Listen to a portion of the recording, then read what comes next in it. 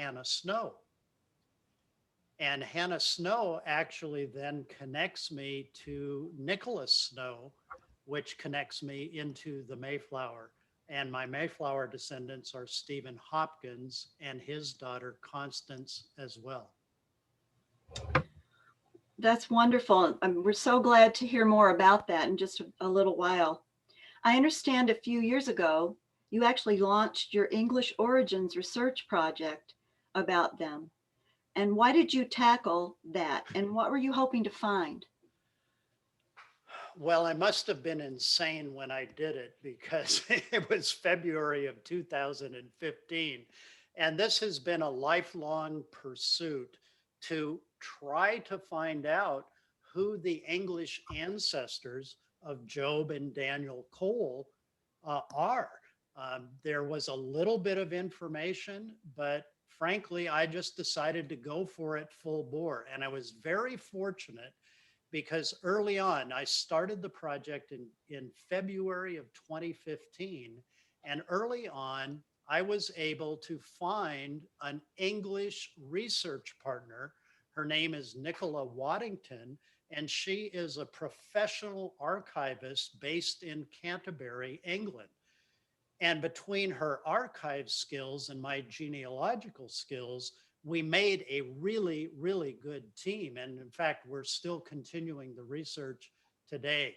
And Nicola joined me, Patty, when I was in Eastham in September of 2019, when we unveiled the very first findings, what I call just the tip of the iceberg findings on the Cole and Collier family. That was such a fun event, and I'm so glad that we got to see you up close and personal. And Nicola was there. Yeah. She came over from England, and she was such a, like you said, good partner. And it was very obviously. Yeah. What's interesting is that, you know, Nicola probably knows as much about Plymouth Colony history now as most of us here in America know. Frankly, she really embraced it and got into it. And so one thing that we did very recently, Patty, is we published 2 articles in Mayflower Descendant. And if you're not a Mayflower Descendant subscriber, you can acquire those articles from my website.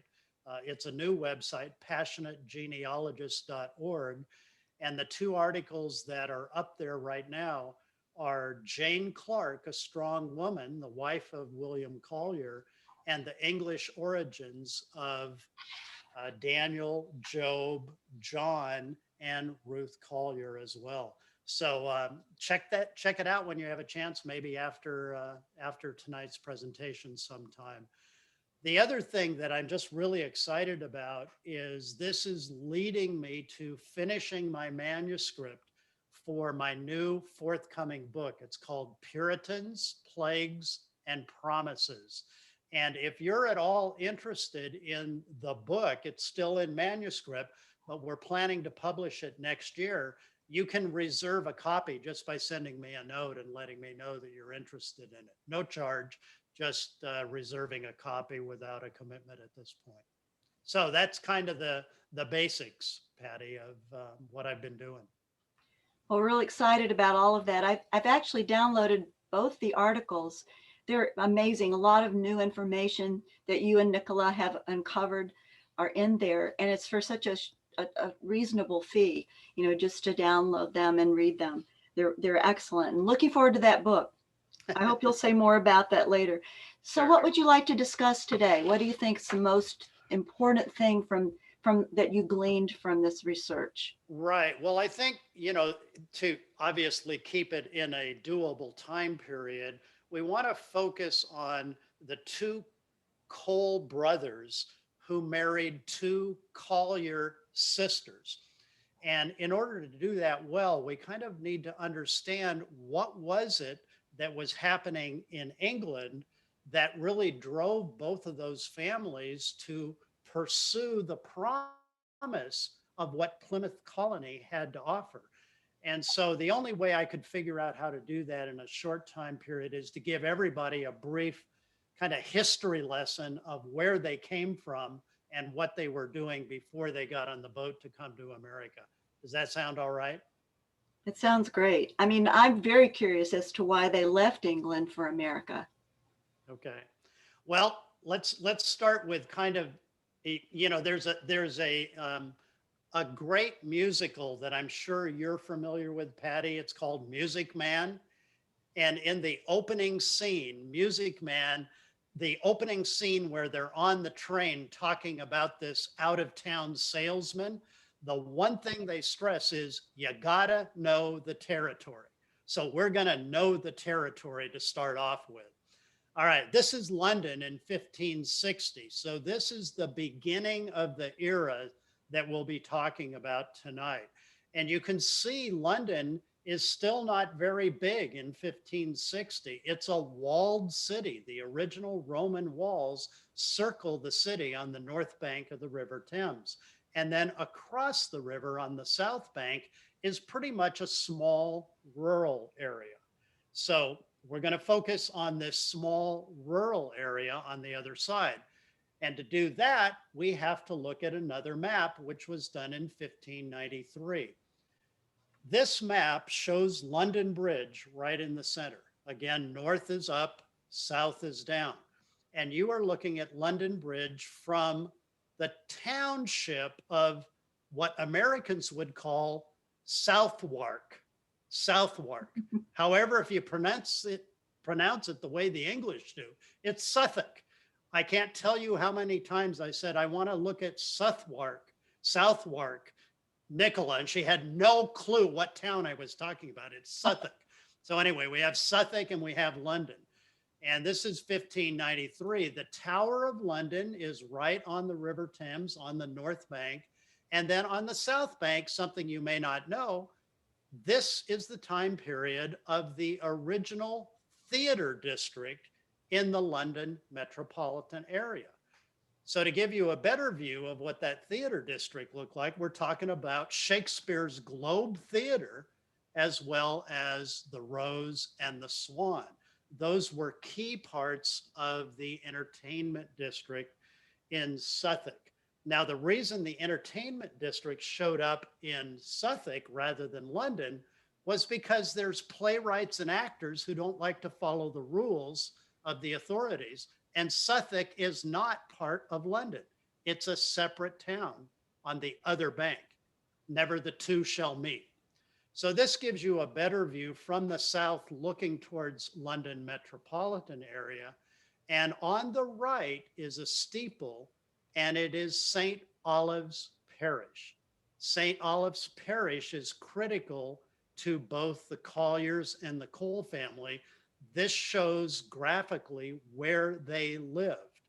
And the other large steeple on the left is St. Saviour's Parish Church. St. Saviour's is important because before the Colliers came to America, that's where their last child was born, Ruth Collier, who happens to be my 8th great grandparent. And no one had ever uncovered any record that shows she even existed. That was one of the first breakthroughs that we had in our project. I have often seen in the research that there was no proof of Ruth. So right. No proof at all. So anyway, this was the territory in which the families were operating. And the other view of this parish church, just so everybody understands what's going on here, today, this church is the Suffolk Cathedral, which is the second largest cathedral in all of London, which is the largest one is St. Paul's Cathedral, the really famous one. This predates the current St. Paul's Cathedral. Now, I'm going to show you something fun here, because on the top of the tower, as you enter into London Bridge, I've circled the area where you see some stakes that are coming off the top of the tower there, the gate, the tower gate. Let me show you what it looks like from a street view. When people were entering to cross London Bridge, they would look up and they would see severed heads on stakes from executions, warning them that they needed to obey the royalty. That was the message in that town. Now, some of the things about Suffolk that are important to know, it was a major center for anything based on the water, major trading with spice merchants, with cloth industry. It was very, very gritty type of area. And even the entertainment district contained some rather unsavory events like bear baiting. There were lots of brew pubs and also brothels in that particular area. So it was a gritty town.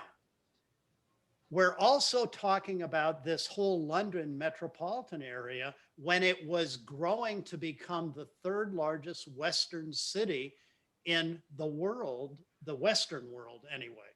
And what you'll see in this graph is that between 120 years, from 60,000 to 1/3 people, occasionally there were plagues that occurred between 1600 and 1603, in which the Colliers were living in this town. They lost 25% of the population in that short time period. So these plagues were horrendous. In case you've never understood what a London plague means, it was most likely the bubonic plague, but the symptoms that people experienced, I'll just look at this list. It was not a pleasant experience. And typically, if you got the plague, within 2 to 4 days, you died. What's important to know is that Jane Clarke, who married William Collier in 1611 in St. Olave's Parish, had already, as a young woman, experienced 3 of the London plagues and survived them. Frankly, the plagues wiped out most of the rest of her family along the way. So in 1611, and when she married William Collier, she was already at age 23, a widowed mother of 3 who had just lost her husband and another young baby. The story about her that I wrote up for Mayflower Descendant is an amazing story about her early life. So I'd encourage you to get that if you can. So what happened then after the marriage is, within the next decade, 7 additional children were born into that family. Jane was incredibly prolific as far as, childbearing. And by this time, William Collier had become an investor in what ultimately became Plymouth Colony. And as we know the basic story, the laden pilgrims had gone to Holland about a dozen years before this, basically to have their own church, not under the direct control of the English church, but they became dissatisfied because their kids were becoming too Holland-like and they weren't English anymore. And so they wanted to go to America and were planning to go to the Virginia colony. And what's most interesting about Collier is it is written in Nathaniel Morton's chronicle that he was a merchant adventurer from the beginning. And that means even before the Mayflower was contracted for, he was already involved in supporting the Pilgrims. So one reason I wanted to do this project was to bring to light how important these families were in the foundation of Plymouth Colony and ultimately in Eastham as well. That was very important to me in this project, Patty. So are you saying then, I see that, through your timeline, that this merchant adventurer, William Collier, was important, and we may not know his name as much as we would know the passengers, let's say, on the Mayflower, but was he somehow involved directly or indirectly with the Mayflower voyage, perhaps? Yes, well, obviously he was indirectly involved. In fact, without divulging why I'm going to say this, I will say that I believe William Collier and maybe Jane were actually on the dock when the Mayflower left London with the group of strangers on it. Okay. And the strangers included Stephen Hopkins and Constance, my ancestors. But the strangers comes from the book Saints and Strangers by George Willison. And he said there were others besides the pilgrim. And so they were the strangers. They weren't strangers. I mean, for heaven's sakes, they didn't go on a street corner to recruit these folks. These folks were going to a new continent to partner with the pilgrims and share their lives with the pilgrims. They were definitely Puritans. Almost all of them had a direct connection to the Puritan movement in one way or another. But there were also people who had some economic sense, some business interests, like the merchant adventurers. And frankly, the laden pilgrims didn't have those skill sets as much as some of the strangers did. So it ended up being a very cooperative joint venture. And they knew each other very well, certainly by the time they finished the 66-day voyage together. So that leads us then to the next segue I'd like to make, or question or comment, and let you expound on that. How did the Colliers meet the Cole brothers? Right. Well, it actually happened right there in Suffolk. In 1621, an older brother by the name of Zacchaeus Cole was of the age to become an apprentice. And so he became a grocer's apprentice to a man by the name of William Langham. It so happens that Langham and Collier were colleagues in the same guild hall, and they lived in the same area, and they both had interests in the same trade. So I believe that because of Zacchaeus and William Langham's connection, that when Job Cole came 5 years later to join his older brother, he became William Collier's apprentice. It happened on the 1st of June in 1626. Now, what you may not know that's customary for apprentices is they move in with the family. So because the shops were downstairs, the living areas used to be in the second floor or third floor. And so Job Cole all of a sudden is living with the Collier family.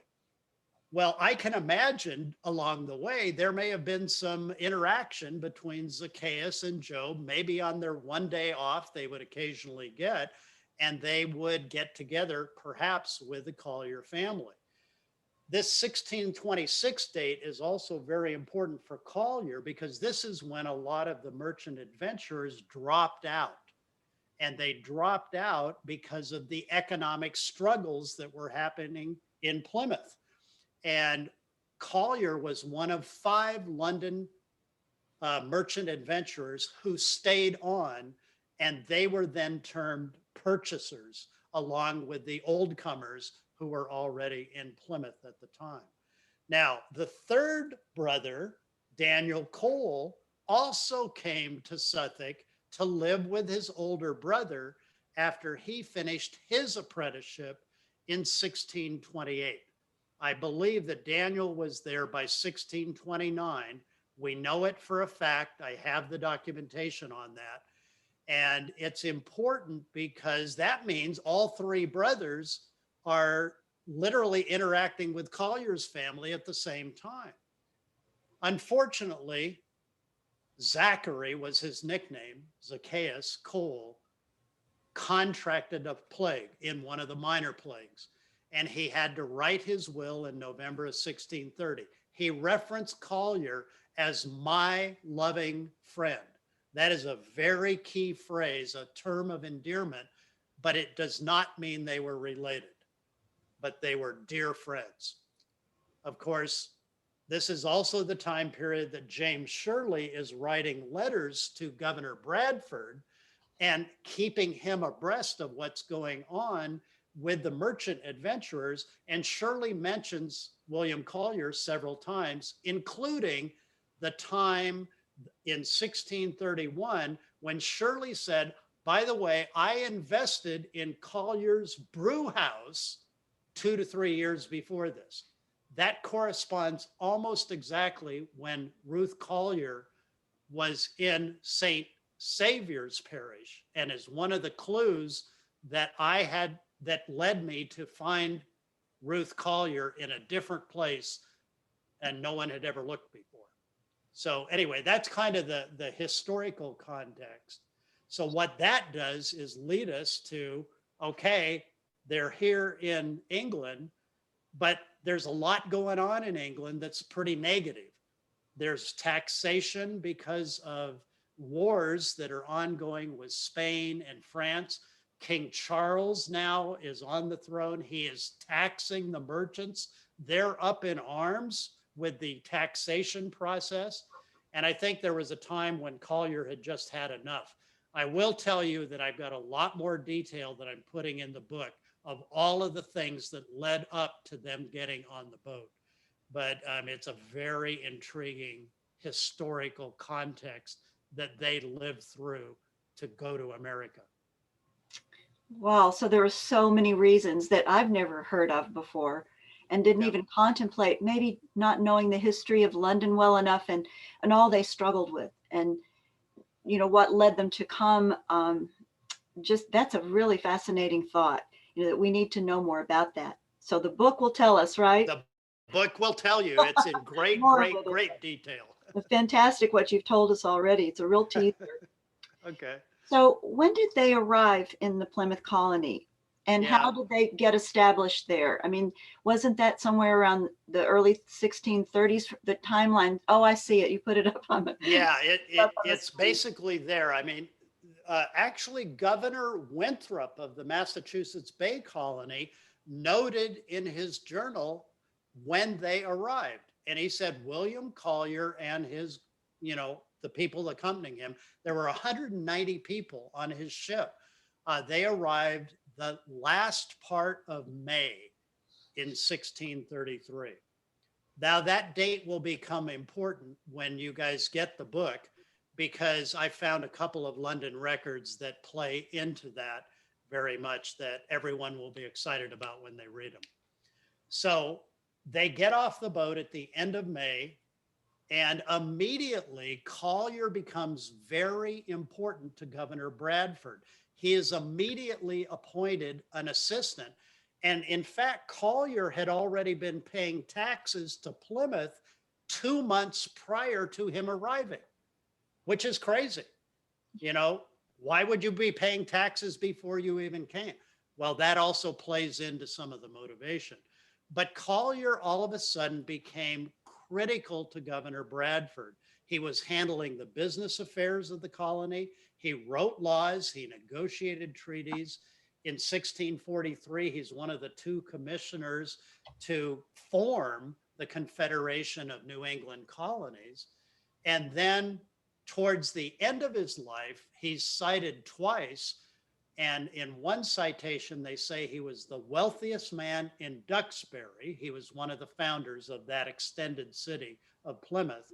But another citation said that he was the wealthiest man in the colony. So he did an awful lot from the business point of view.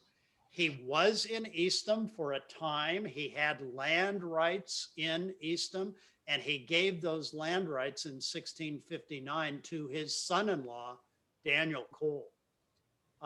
Interestingly, a man of his stature left no will. And I think it's partly because he had already given away to his children the vast majority of what he had. And he died at the ripe old age of just about 88 years old. We don't have an exact birth on him yet at this point. So the family, tell us about didn't he have a bunch of girls? Didn't he have quite a few daughters? Well, there were 5 girls that survived and came with him on the boat. Let's put it that way. And those 5 daughters all played also a significant role. So let's just go through the daughters real quick. Rebecca Cole marries Job Cole. Now, they had already lived in the same house, in essence, in England for about 8 years by the time this happened. What's most interesting is that Job Cole's commitment for his apprenticeship was 8 years. This date is almost exactly to the day 8 years after his apprenticeship started. In other words, the day he got his apprenticeship done with his boss, he married the boss's daughter, Rebecca Cole. They had a plan. They must have had a plan. But also the same day, Sarah Collier marries Love Brewster, you know, the son of William, the colony's ruling elder. I mean, tremendously important people. The next 2 daughters, Mary marries Thomas Prince. He had just become a widower, and he ultimately became, of course, the governor of Plymouth Colony. 2 years after that, Elizabeth marries Constance Southworth, and he became the assistant governor and treasurer of the colony. Then the youngest daughter, Ruth, I actually write this in my manuscript. I can imagine the first time that Daniel Cole met Ruth when she was just a baby when he came. She might have even been in her mother's arms the first time he laid eyes on her. I wonder if they knew they'd ultimately get married, because in 1643, Ruth does marry Daniel Cole. And my calculations show that the marriage occurred probably on her 16th birthday. So 2 Cole brothers marry 2 Collier sisters, and together they become some of the key founders of Eastham. Nauset was the original name, of course. So how many children did they have? The Coles? Daniel and Ruth. Yeah, Daniel and Ruth had 11 children. So she didn't quite measure up to the 17 that Jane had, her mother. But they all survived and made it into adulthood, and 10 of them also had descendants. So there are a lot of Coles on the Cape. Yeah, that's remarkable. That they lived into adulthood. That's, I think, fairly rare from what it is, particularly at this time. And even Collier living to the age of 88 was very rare, and Daniel Cole lived to the age of 80. So let me just give you a framework for what happened then after they had all arrived, because in the beginning, Duxbury and Marshfield was where Collier moved to from Plymouth, and he was one of the founders of Plymouth. He gathered all of his children around him in Duxbury, including Job and Rebecca Cole at the time. And Daniel and Job both owned land in this area, in Marshfield and Duxbury. Ultimately, they went to Yarmouth, and then they went to Eastham. So that's kind of how the territory looks at the beginning. So let me walk you through how this worked. Can I ask you something before, though? Yeah, sure. It's a little detail. What happened to John Cole?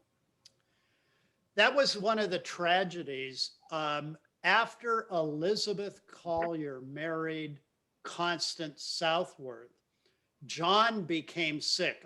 We don't know what happened, but he was in his mid-20s, and he died in January of 1638. He left a will. He named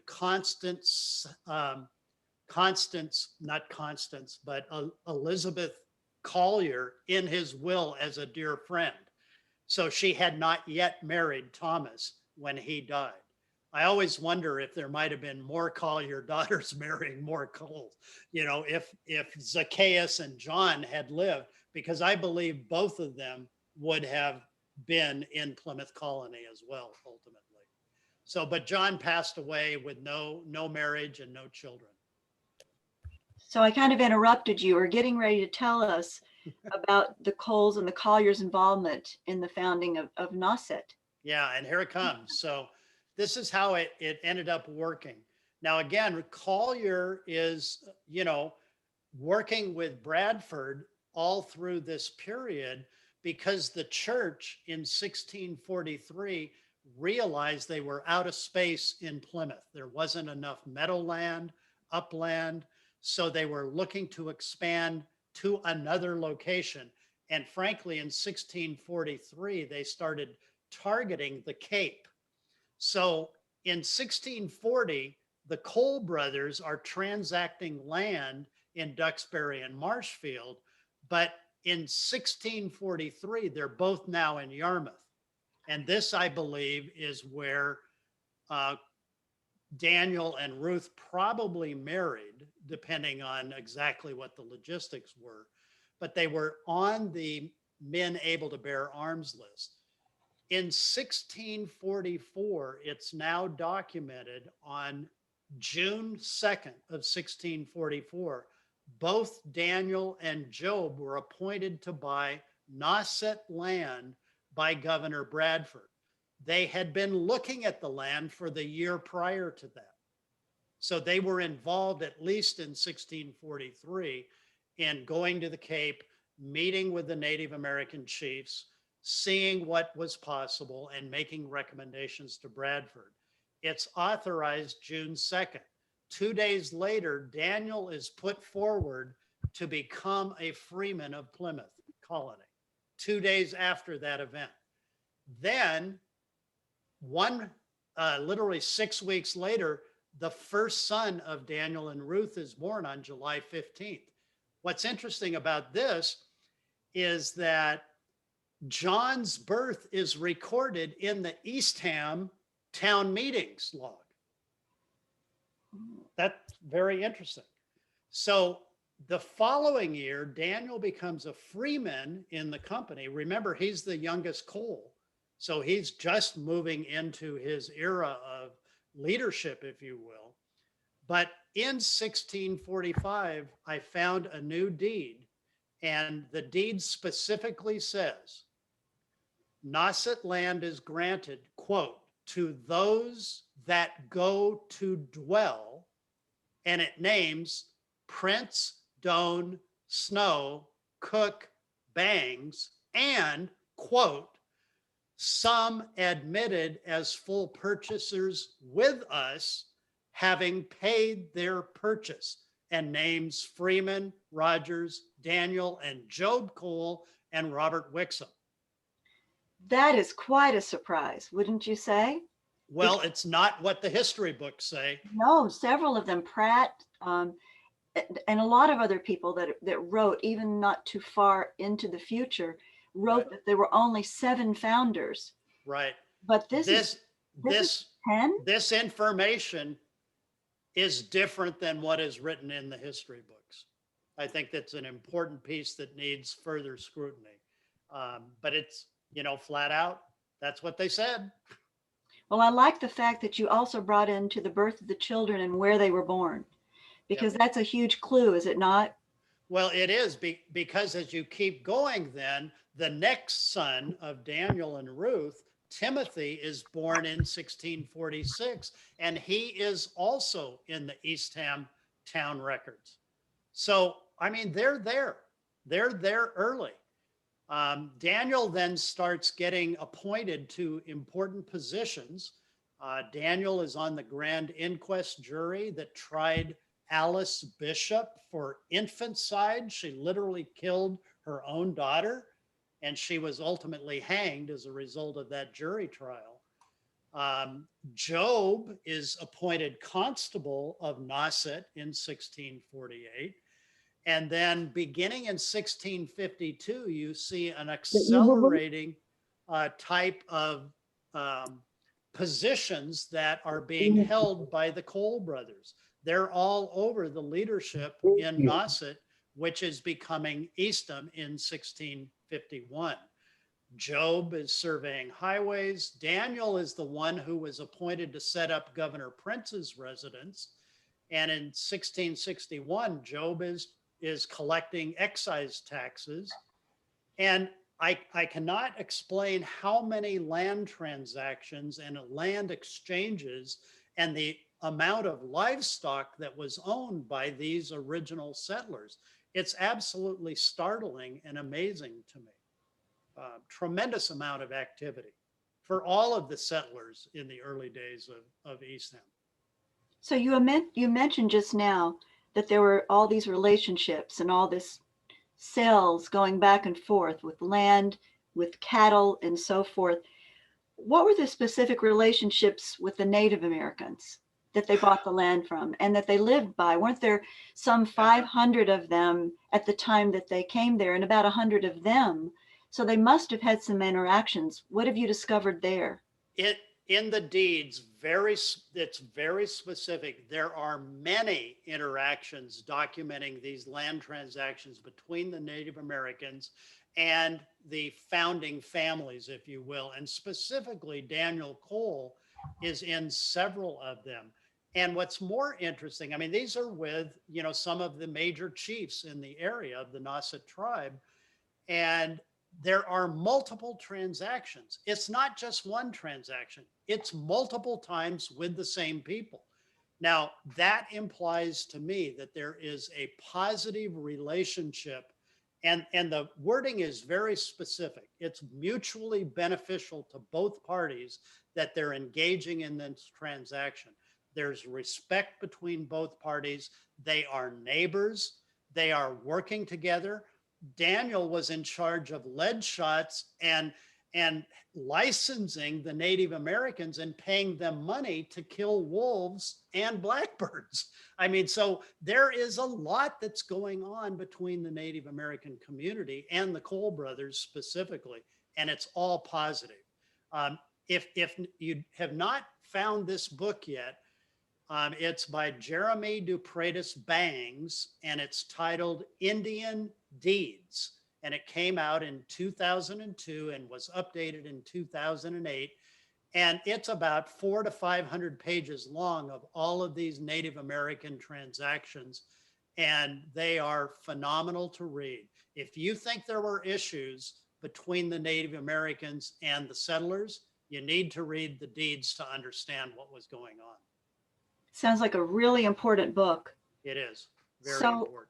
Can we move forward now until, I guess we've covered a lot of the things that they. Yeah, let me just share this one record, because I just love these things when it happens. This was one of those records I pulled out of the meetings of Nauset, Eastham meetings.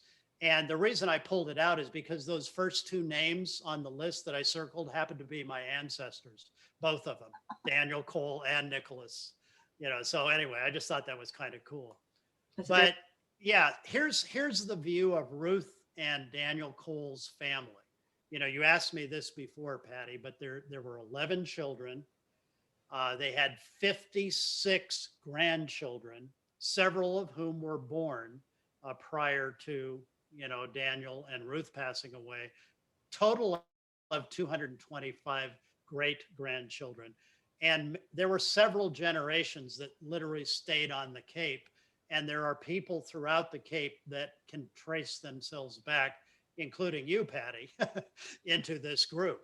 But what I find fascinating is they both died after 51 years of marriage together within 6 days of each other. And again, Daniel did not leave a will, but he left a very detailed inventory that was taken a few days after he passed away. And the kids had all found out from him what his wishes were for the family home, which was given to the youngest child, Thomas, because everyone else had land holdings already. So that's the sketch of the Daniel and Ruth Cole family, my direct ancestors along the way. The other thing that I'm going to just point out to everybody is, because I know you, Patty, when you're working at the Eastham Historical Society, you always get the question, well, where was their land? Always. And what's interesting is you have to qualify the answer, because it depends when you're talking about, because they moved and they had a lot of transactions. but we have documentation where we know a 6-acre parcel was up against Herring Pond, and it happens to be off of the road that is currently named Cole Road. And it goes literally to Herring Pond, which Herring Pond, if you look in earlier maps, 1795 is the other map I have on the right. It's actually called Cole's Pond, 100 years after Daniel and Ruth passed away. That's pretty specific. It would be nice to know where they built their house. I always thought that would be fun. Well, we actually have a description, but I've not been able to, match it up on the map yet. But that's one of the things I'm hoping to be able to do. Oh, that is exciting. Well, thank you so much, Bill. This has been amazing. Can you just give us one more plug for your book? Yeah, you see it right there. I have to say right now it's 14 chapters of narrative history that goes over a period of from the 1400s, onward. It's pretty fascinating stuff. And I've uncovered a dramatic amount about the other ancestors beyond Daniel and Job and John and Zacchaeus's parents. I think I have at least 3 more generations beyond that to share. Seriously? Oh boy. Seriously, in the book. But also beyond the narrative, I'm also including as many source documents as I possibly can that I can afford to. And by the way, if anyone wants to help me with supporting or sponsoring an image, write me a note on my website. And because if I can get some additional support, I think I can put even more source documents, the actual original images, which I'd like to include, as many as I can afford to do. So it's going to be a great book, and it will be one that will stay on the shelf to all generations, because where I started was on the books that have already been written, and this goes way beyond what's been written. Fantastic. Well, thanks for all your effort. It's fantastic. Everything you've told us tonight is just a big teaser, I think, for more to come. There's a lot more to come ultimately. How are we doing, Julie, on time? Well, we're at about 45 minutes. And so if there are questions, we could take some questions. Yeah, I'd be happy to address whatever I can. And again, if you want to get more information in detail on some of the genealogical pieces, both of the 2 articles that are available on this website have full genealogies that I'm willing to publish at this point in time. So you can update your trees. By the way, there are so many erroneous trees out there with the wrong information that it's part of my mission to correct those through these publications. There's some things that I have in a broad general way that were very interesting for me. And I'll tell you, I didn't know anything about England's history when I started this process. And these people who came to America between 1620 and 1640 in the Great Migration lived through perhaps the most turbulent, tumultuous time in England's history. And while individuals had different motivations for coming, there are several very common themes that really are encapsulated in what I'm calling the promises of America. That's where the title comes from. It's not just about Puritans. And by the way, Puritans doesn't mean something different from the Pilgrims. In England, the Pilgrims were considered Puritans. The name Puritan was a derogatory label that was given to anyone who did not conform with what was the edict the church needed to do. So if you deviated in any way, shape, or form, you were a Puritan. But then we had these plagues that everybody had to experience. I mean, nobody missed them. You could see the dead bodies being carted out on a daily basis, if not hourly, and people buried in brand new graveyards just done for the plagues. And then there was the promise of what's on the other side of the ocean. And for each person, that might have been a little bit different, but the common themes that I'm addressing in the book, I think will be really a good overlay for anyone who wants to add to their family's story if they came from England to pursue the promise of America. So encourage you to keep working on your genealogy. When I started, none of the breakthroughs were out there at all, none of them. So we uncovered brand new ground, and I'm always convinced that there's one more record that we haven't yet found. They're out there somewhere.